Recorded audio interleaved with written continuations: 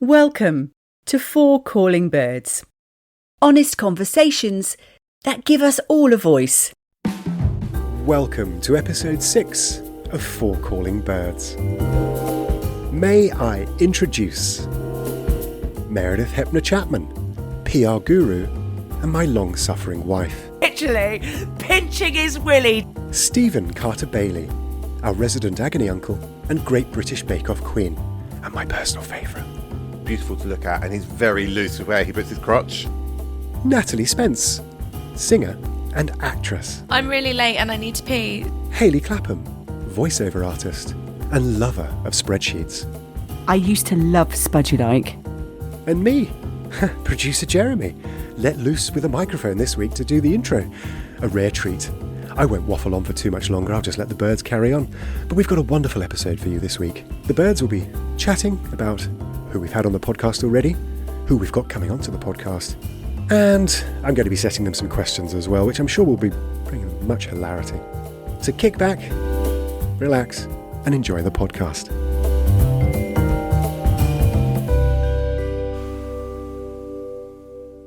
Right, kids, let's reflect on the last 6 episodes, or 7 if you include the teaser.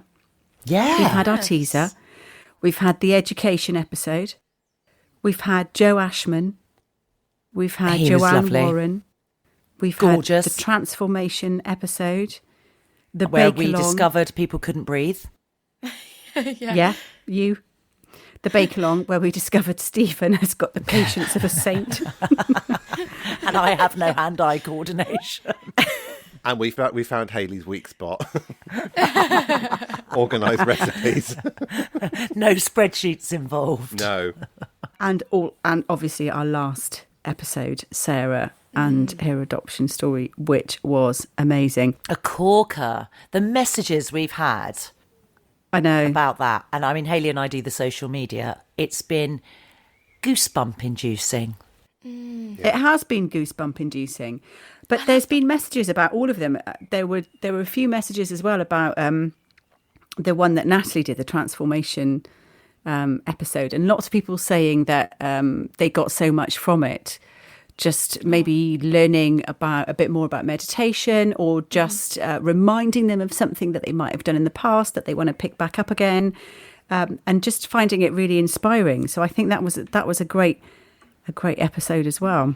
That I learnt a lot as well, to be honest, because it was so nice to reflect on that and talk to Sophie and Bella about the transformation process and how I've transformed over the last sort of few months and how I still need to, it is a process. So I've realised, I knew it before, but I've realised again that I do need to keep going on these things, keep meditating every day. And it opened my eyes to how other people see these kind of things, and how, like, Meredith, for example, you find it difficult to breathe, and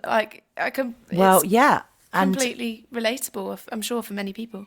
Well, I think what's so nice about our podcast, I think our listeners realise now, we have the interview and then we have the chat, and we all hear the interview with the listeners, and then we chat about it. Yeah. So I take a lot of it from our episodes as well, and the whole breathing thing really was something I did start investigating, because I know how there are so many different techniques, but I know how much you get from it. The better, the more you can breathe. And I had a panic attack yesterday, and I just think, right, I need to find something that's going to engage me. And I was talking to my son about it. He apparently is a big follower of someone called Wim Hof. Oh, yeah. Have you heard of him? Yeah. Well, is that the ice bath? Yes. Guy, yeah. Well, I know. I heard about plunging. Oh, and all Iceman that. Hoff. I know Yes. Iceman. I Oh, don't know. right. I follow him. Okay. Yeah. Right. Well, I didn't know. It's the first tutorial I've followed, which worked. And I felt like I was in you were saying about like, always seeking a higher level or a buzz, or that kind of that real, that just something.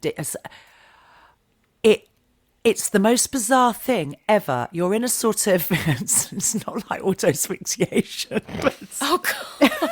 Strapped to the door handle. I was going to say, you actually brought tears to my eyes then, and then you mentioned that.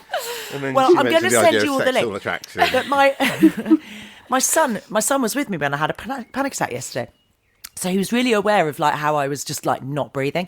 And Hugo said, just play this and do it. He's really insistent. Do it. You've got to do it. And so today I had the house alone and he went, you've got to do it. You've got to do it. Just try and do it. It's 10 minutes. And already I was thinking, 10 minutes. There's so much more I could be doing with my time.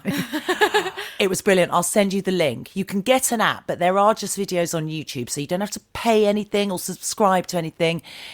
And I might put it in show notes, but it literally, he just says, it's guided meditation, which is what you guys were talking about last week, which I cringed at.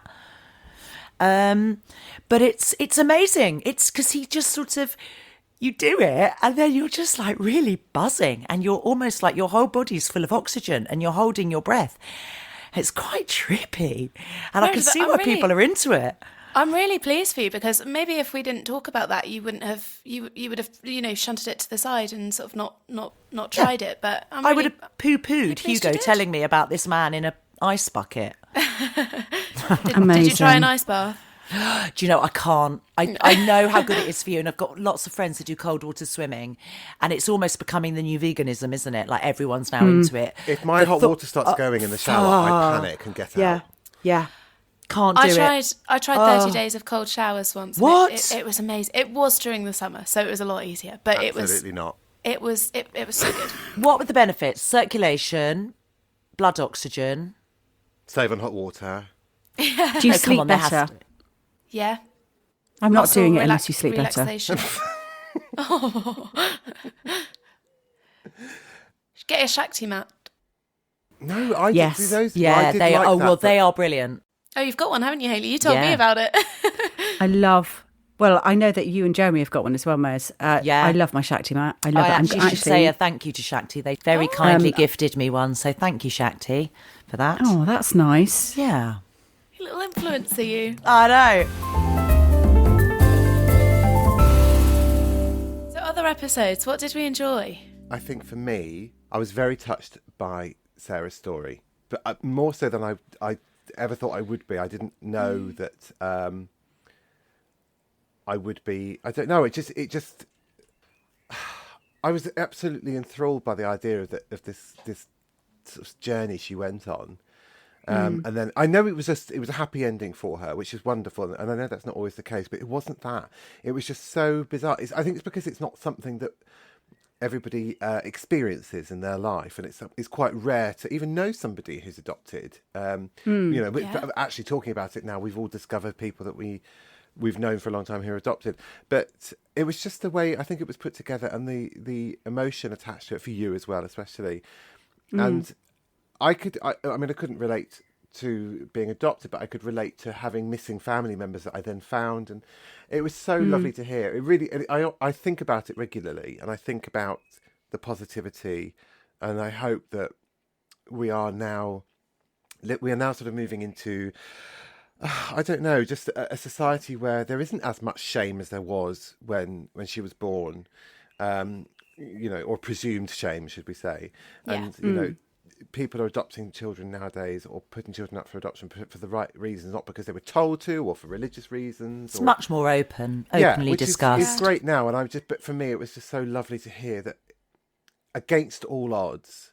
And there were occasions where she just missed a letter, or Lily missed a letter, things like that. I just thought she's still. I'm not a spiritual person or a religious person, but I like to think fate plays a part in somewhere along the line. Serendipity as well. It definitely felt like that, didn't it? That the universe was helping just to bring them together. When she just went back for that last bit of post, and there was that one letter. Oh. And just the little quirks like the hand cream. Yeah. But I think that what made that episode so enthralling is also Sarah and Sue and their personalities, and the way Sarah told the story was so entertaining. And we've received messages from both of them, and they were so happy with how so Hayley, really credit to you actually, that they were both so honoured and so delighted, and felt really it evoked some really beautiful memories for them, and it was so raw from Sarah's side. It's like retelling the story for the first time almost. Yeah, That's and what's Hayley really lovely. blubbing all the way through it and what have you, not helping. But your friendship's so beautiful, and actually when you meet Sarah, she's just brilliant anyway. You know who Sarah reminds me of? No, do you know who I think Sarah reminds me of a little bit? I always think Paloma Faith. Oh, Is that the way, how she looks? I think so a little bit, but her personality's almost a bit Jennifer Saunders, I think. She's very funny. Oh, yeah, she's very sharp. funny, and she's very like bright, she's so funny, and she's quite because you did drama with each other, so she's quite slapstick, isn't she? She can be really. We had some giggles.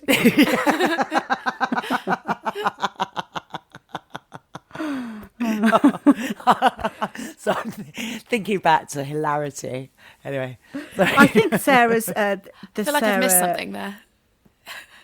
Well, I can't remember any particular moments. I really can't. There's no in joke. Okay. It's just the 90s were a blur, but I just remember Hayley's mates. I think that was definitely one of my favourites. For sure. I mean, I've loved them all. I loved the education one with Andy and Amelia, which was our first proper episode. I also loved doing the teaser because I just laughed myself silly the whole way through. It was so fun. Andy and Amelia brilliant. was just so insightful. It was really interesting. And I said it at the time, to get his viewpoint and Amelia's viewpoint, because you live in a little echo chamber, don't you? And you're at the school gates and you're talking to other parents and that's it. So it was really nice getting Andy's point of view on what it was like being a teacher, being a head teacher through it all, through the whole pandemic. And Joe Ashman was amazing. He was wonderful. He was so generous open and lovely. Such a darling. There's nothing that gets him down. He was just so positive, considering and he's got to go done on nothing Strictly. for. He's got hashtag Joe Ashman for Strictly. We've got to remember to keep that trending. Natalie, you're a bit of an influencer. You can sort that one out. All over it. And I love Joanne Warren. Joanne Warren. Oh, beautiful. I think that was Beautiful. such an important message, an important story that she had to tell, and she's doing brilliant things. And I know she's going to go on to do lots of amazing things. Is she doing another one, or what did I see on her socials the other day? Do check out her socials because the photos on there are brilliant, and her self-portrait is so good. Oh my God, it's sensational. Like, it's so good. I mean, I love seeing photographers' self-portraits and how they picture themselves, and it's just really powerful, Joe's. So striking, Yeah. So she is Joanne Warren Moore, all one word. And she's on Instagram, and she is talking about, I think she's got she said she was doing, looking at how children are affected. I think she was looking at. Oh, yes. So she was going to talk to activist mother. That was it. Activist mothers, because I was all excited about that. Sort of correlation between activism Parenthood. and motherhood. That's it. You see, I was paying attention, guys. Just couldn't remember for shit.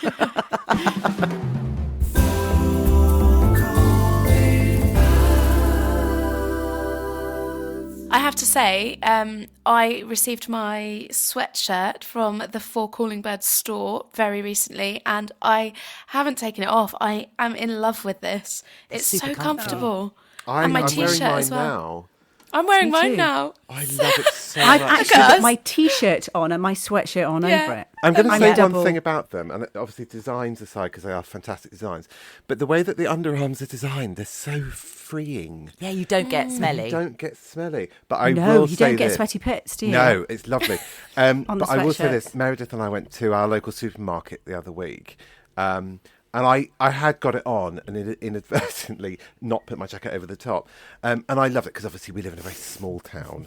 The first thing that happened was we were walking from the car to the store, and this chap pulled up next to me and went, "Nice shirt." And I thought, "Oh, hello, who are you?" And I looked down and it just says in big capitals, "Don't be a dick." And I then pranced round to Tesco. Forgetting he had it on. And watching the looks of horror streaking across the faces of our local elderly people.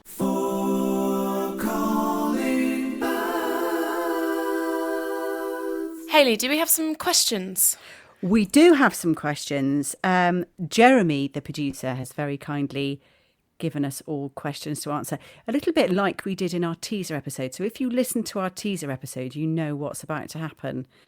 So buckle up. Stephen, what's your question?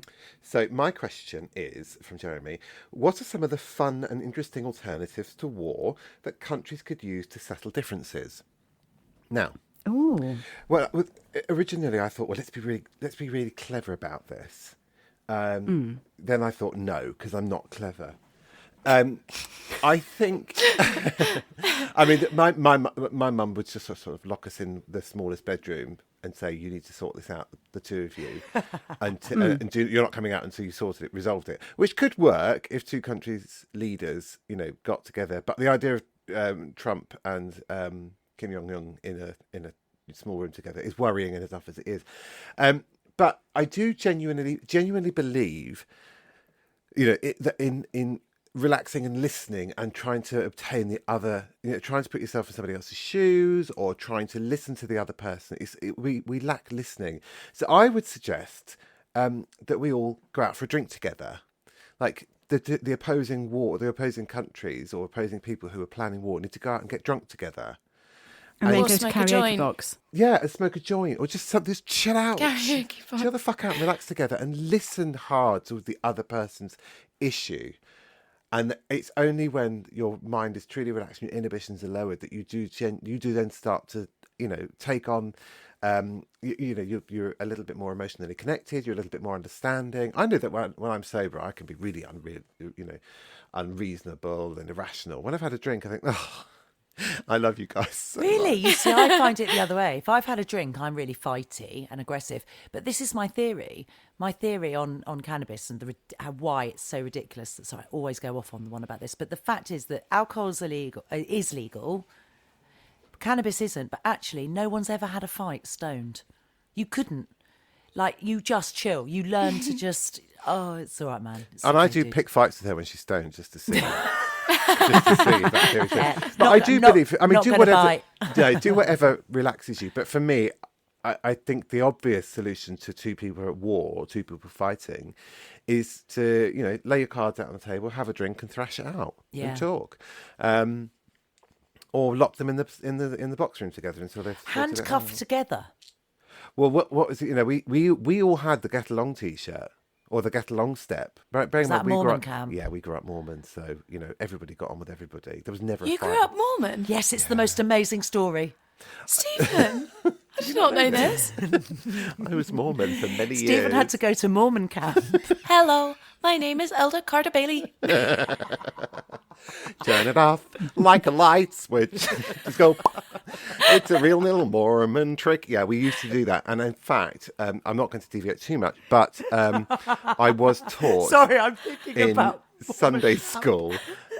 Honestly, this is true. This was actually around grief. It wasn't about being gay, but I think it applies to everything. I remember the Sunday school teacher talking to a little girl who's, I don't know, guinea pig had died or something, and she's like, "Oh, I just can't stop thinking about it. I'm really sad." And she went, "Well, our Lord and Saviour Jesus Christ teaches us to let go of these feelings. Just turn them off." Oh my goodness. Oh, okay. I loved it so. I mean, and pull your 90 down when the man's done. yes. I mean, apart from the fact that they used to check the length of girls' skirts and, that nobody had any rights. We will serve. We had to give 10% of our... I mean, I used to get £1 a week pocket money and 10% of that used to go to the church. Honestly, I used to give 10p to the church every week. So it's any wonder... Did you have to pay for Mormon camp? Yes, yeah. I was giggling throughout the story, not that the child had lost their guinea pig, but all the stories that you've ever told me about Mormon camp are probably unrepeatable on here. Yeah, Well, I don't know. So. I think religion is a subject that, Meredith, you are going to have to stand aside on the religion podcast, I'm afraid. I know, I'm sorry. It is a whole episode all on its own, I think. It's literally a season, Hayley. Mormon camp alone is an episode. Okay, so that's season 2 coming up covered. Mormons. Mormons. Anyway, Mormons. Hayley, what was your question from Jeremy?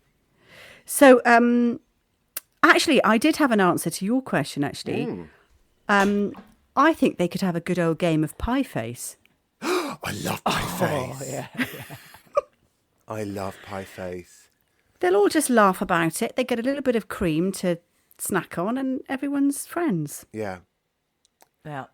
I do remember playing pie face with my mum and videoing it in slow mo, and then brilliant. overlaying the song "O Fortuna" to the sound of it as a sound bed to the pie face slowly smacking her in the face. It was honestly, it's the best fun ever. I just wish you guys luck if I'm on my period, because it won't be fun. There's always one in the family that really takes it personally. That's what makes it funnier, I'm afraid. Natalie. Oh, yeah. I'm perimenopausal, darling. Period's got nothing on me. Right, my question from Jeremy is, what is something that is really popular now, but in 5 years' time would be something we look back on and be embarrassed by? Being really open on podcasts. Podcasts. Maybe face masks, I hope. I think the question is, think back 5 years to what we used to do 5 years ago and imagine that. Yeah. Well, no, because I'm a hoarder, so everything comes around again, and I always regret throwing shit away, which is why I don't anymore. Like Pokemon cards. I did have this conversation with Meredith the other week, and I said, when they die, just know that I am going to go full Gilbert Grape on them and just burn them alive in their house. I'm not sorting through any of this crap. None of it. I've made it, like, my friends and I, when we used to go on planes and stuff, we used to say, right, if anything happens to me, right, because this is once we had kids, there's a box under the bed, fucking burn it. Do not let the kids. Yeah, but now it's like, if anything happens to me, you need to delete my browser history on now my it phone.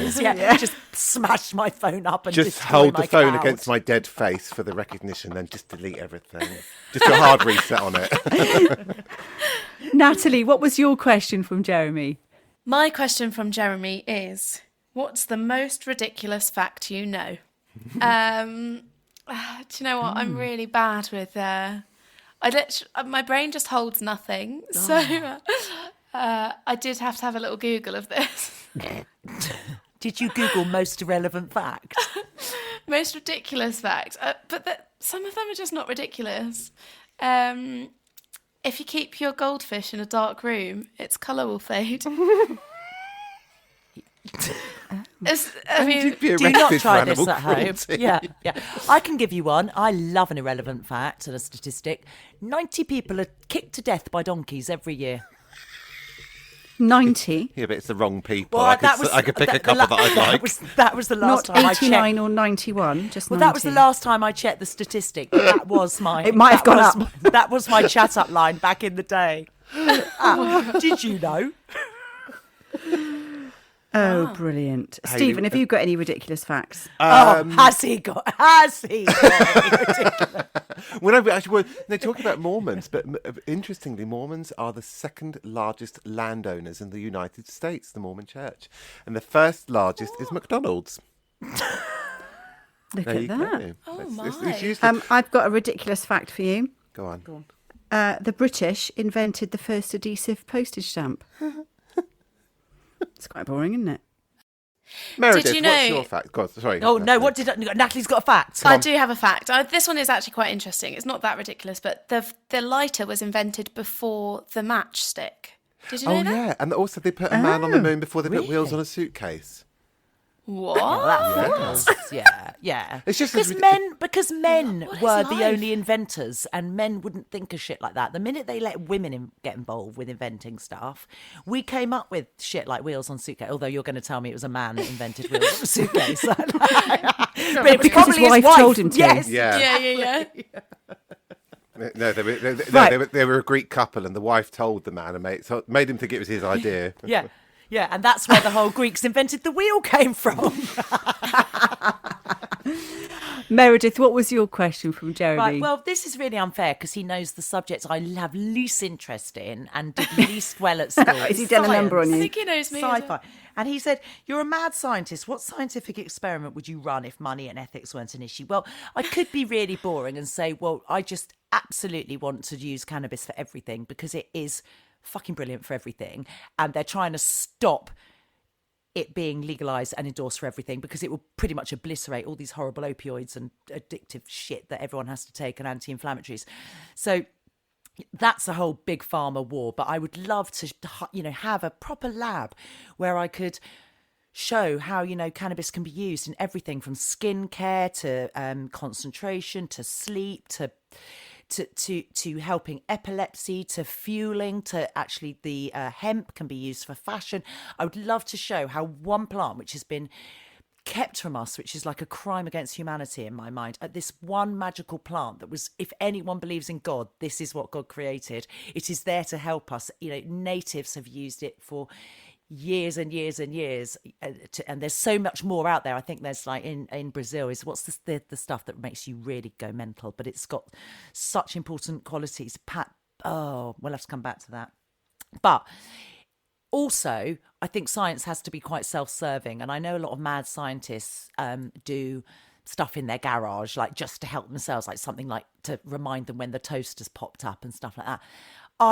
It would be brilliant if my dogs could go to one area to poo, and then for some way that poo could be turned into like efficient energy and actually could fuel my home, because I swear to God, they shit enough to fuel my home. So wouldn't that be brilliant if your dogs could go to a particular part of your garden which had like a filtration system, or just like, obviously you couldn't just have a hole that a dog would drop into. You'd have to sort of think this out carefully. Ethics being quite a big deal here. And it would find a way of fueling the streets, or dog poo is such a problem, isn't it? You remember in the Good Life, Tom and Barbara had the effluence digester. What was that? Do you remember that manure? They turned manure it turned into methane gas, and then that's the problem, because the problem is the methane. So it would be so being a scientist, that would be a massive part of the the investigation, is to make the methane safe, because that, if we watch Cowspiracy, it's not so much the eating of meat, it's the having all these cows, and that produce all this methane gas. Yeah. So that's actually a really good suggestion. Turning shit into energy. Yeah, you sound my surprised at suggestion that, Hayley, been... that she came up with a good idea. I knew you'd all know I'd go off on one about legalising cannabis, which is such a thing for me, as I'm such a campaigner for it, because I've seen the benefits, and I've seen children on trials then being taken off it, and it's so sad. And but that's like, if there's a sponsor out there, anyone that wants to invest in some cannabis research, I'm all for that. But in the interim, please can we do something with dog poo that saves me money? It says you're picking it up. Yeah. What would yours be, Hayley? I would like something like a Mary Poppins, a robot or something. That scene in Mary Poppins where she goes into their bedroom at the beginning and clicks her fingers and all the drawers go in and out and everything gets put away. Could you live with a robot? Could you? It would kill you in your sleep. At least it's when they take over. The machines take over.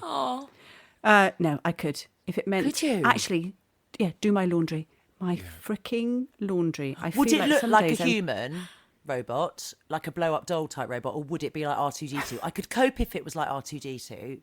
If it I was wouldn't artificial... give a shit what it looked like, as long as it did the work. Yeah. Really? I wouldn't care if it's doing my husband, as long as it's just got its job done first. I'm so frightened of dolls. It would have to be really carefully designed. But the thought of a living doll. Oh my, she's got crushes. You've got those creepy dolls. I used to collect them as well, but I don't think I have them. I love a creepy doll. No, I don't care what it is, even if it was invisible. I don't care. That's even more terrifying. Yeah, that's the one kind of that just creepy. appeared in front of you. God, you're weird.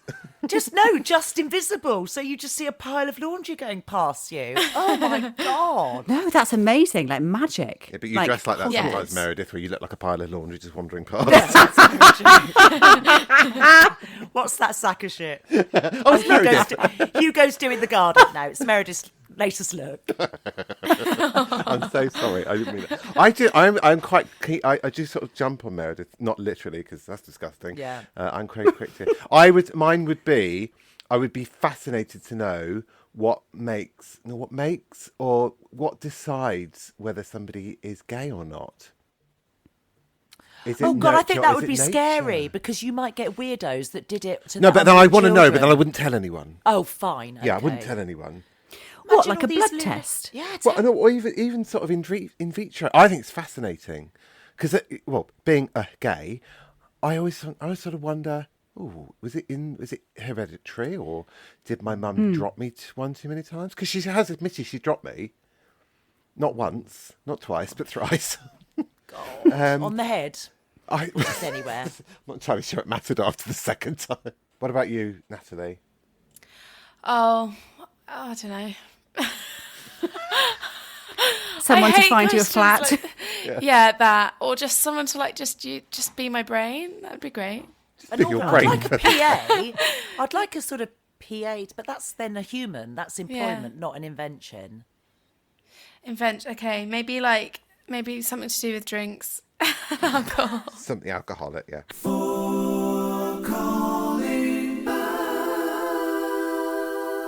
Can we just have a little Yes. chat about what's Yeah. going on? Because I interviewed Toby Anstis last week. Amazing. You did. Toby Anstis from the Broom Cupboard. And Off it of the was 90s. Off of the 90s, 90s. Yeah, friend of Gary Barlow's, just... but he was so fascinating. We ended up chatting for nearly 2 hours. He was adopted, too. Yeah, And, that's another story coming out. Yeah, so we're actually going to, I think, being able to turn it into 2 episodes. So we won't talk about Toby's adoption, I don't think, next week, are we? We're going to keep that one because obviously we've just spoken about Sarah's. So we're going to talk about Toby's career in the 90s, and actually the fact that what I loved about him is he genuinely doesn't think he's famous or any right to be a celebrity, and every day he still pinches himself and gets really excited about meeting celebrities and going to work on the radio. And that, you will love this interview because he's just the most effervescent ball of positivity. And he's had a bit of crap in the papers, and he just...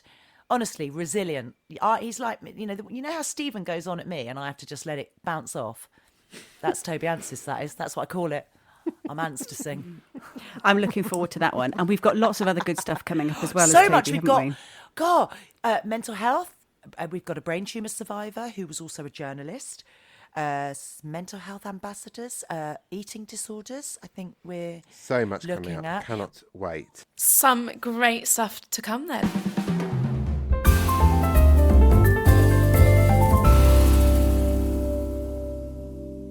Thank you, everyone, for tuning in and listening to our middle episode, episode 6. We are halfway through season 1. Lots more ahead, as you've heard. And until next week, au revoir.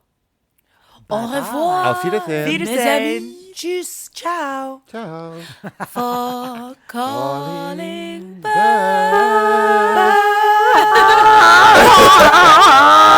Oh my Do your Lord, chicken, oh my do your Lord. chicken, do your chicken, do your chicken. Don't be a dick. Go on, peacock. One more.